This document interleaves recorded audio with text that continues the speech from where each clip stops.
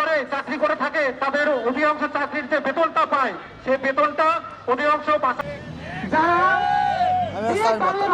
যারা টাকার বিনিময়ে নিজেদেরকে বিক্রি করে দিয়েছে, তাহলে তারা নিজেদের ঘরে থেকে নিজেদের পরিবারের সঙ্গে থেকে নিজেদের উন্নয়ন হোক, কারণ তাদের উন্নয়নটা হচ্ছে তো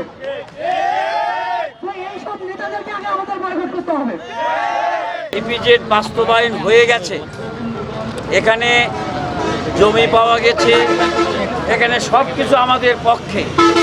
এখানে জরিপ কাজ অসমাপ্ত রয়েছে, ও জরিপ কাজের মধ্যে যে রিপোর্ট ইপিজেড কর্তৃপক্ষের কাছে যাবে, তারপর কিন্তু এটা সব কিছু হবে।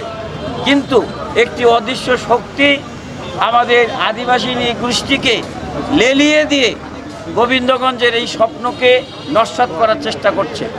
আমরা গোবিন্দগঞ্জের সকল স্তরের মানুষ ওই স্বপ্নকে বাস্তবায়নের জন্য তাদের ওই অবৈধ দাবি আমরা বুঝাতে সক্ষম হব যে গোবিন্দগঞ্জের স্বার্থে আমরা ঐক্যবদ্ধ। গোবিন্দগঞ্জের উন্নয়ন ইপিজেডের সাথে জড়িত আছে। আজকের রংপুর বিভাগের গেটওয়ে গোবিন্দগঞ্জ, সেই গেটওয়ের যদি উন্নয়ন না হয় তাহলে রংপুরের উন্নয়ন কিভাবে হবে? আমরা গোবিন্দগঞ্জের ইপিজেডের মধ্য দিয়ে গোবিন্দগঞ্জের উন্নয়নকে ত্বরান্বিত করতে চাই। এ লক্ষ্যে গোবিন্দগঞ্জের মানুষ হাতে হাত রেখে কাঁধে কাঁধ রেখে ঐক্যবদ্ধ দাবি জানাচ্ছে সরকারের কাছে। আমরা এই সরকারের প্রধান ডক্টর ইউনূসের প্রতি দাবি জানাই, গোবিন্দগঞ্জের মানুষের প্রাণের দাবি গোবিন্দগঞ্জ ইপিজেড বাস্তবায়ন করে দিয়ে গোবিন্দগঞ্জের মানুষের পক্ষে আপনি ভূমিকা রাখবেন। এটাই আজকে এই মানববন্ধনের উদ্দেশ্য।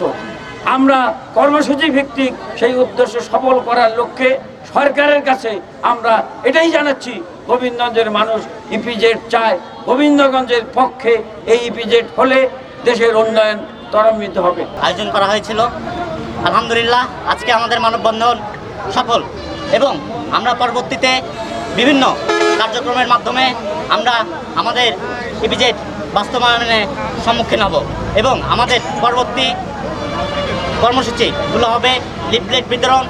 যতদিন পর্যন্ত আমাদের ইপিজেড বাস্তবায়ন না আসছে ততদিন পর্যন্ত আমরা লিফলেট বিতরণ করব, এবং প্রত্যেকটা ইউনিয়নে প্রত্যেকটা পাড়া মহল্লায় আমাদের এই মানববন্ধন চলমান থাকবে।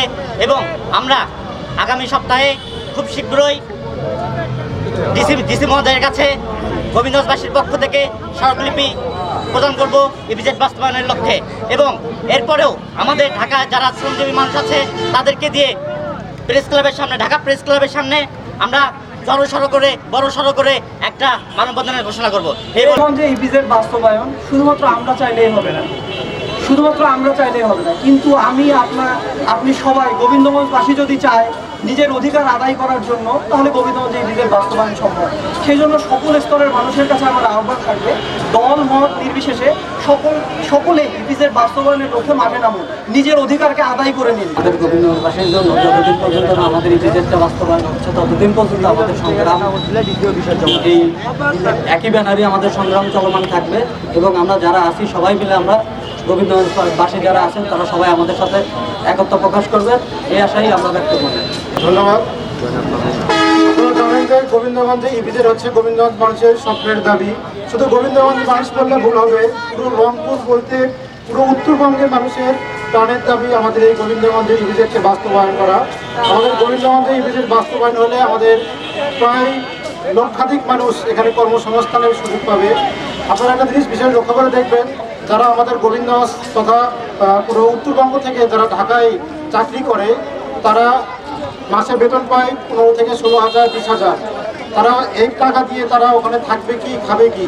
তো গোবিন্দগঞ্জে ইপিজেড হলে গোবিন্দগঞ্জের মানুষ তাদের নিজের ফ্যামিলির সাথে থেকে নিজের বাসায় থেকে তাদের কর্মসংস্থানের একটা পথ খুঁজে পাবে।